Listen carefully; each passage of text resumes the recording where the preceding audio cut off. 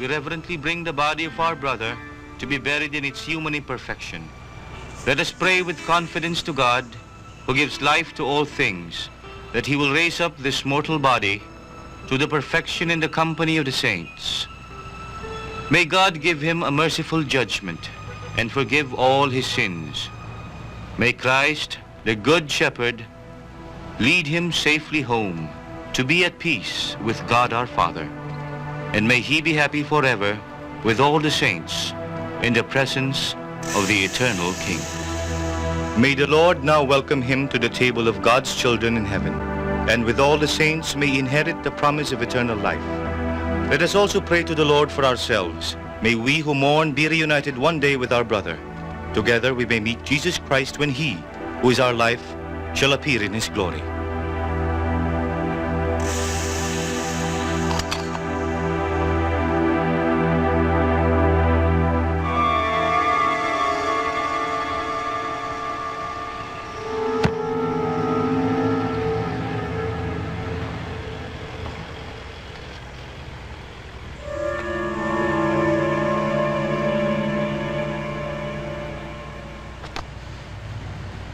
Condolence, Irma.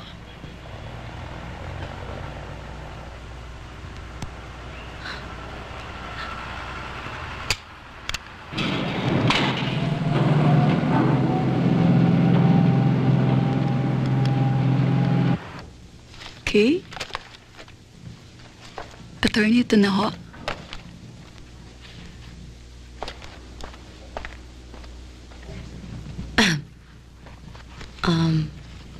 Attorney, hindi ko na ho muna pinauwi si Yvette dahil sa...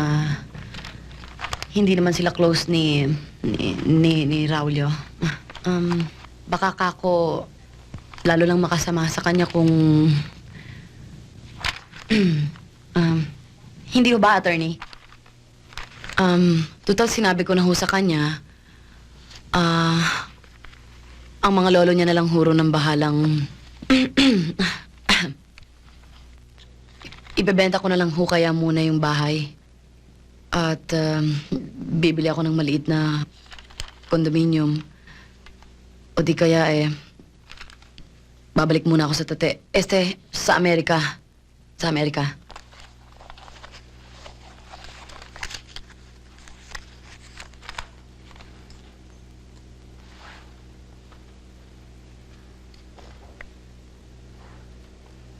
I think you dropped this. Thank you.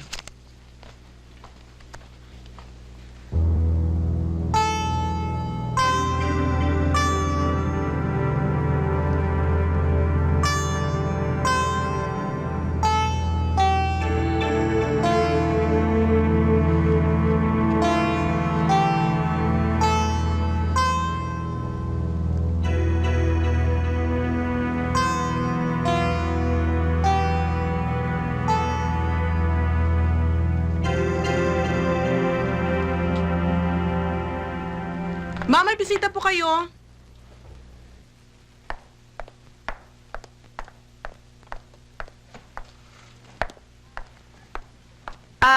Sige doon ka na sa kusina, ha? Opo. Dan! Hi, Irma. Halika, tuloy ka. Guwapo ka pa rin. For you. Thank you. Akala ko hindi ka na makakarating eh. Pwede ba naman yun? Sa bagay. Nagulat din ako nung tumawag ka. You did not keep your promise.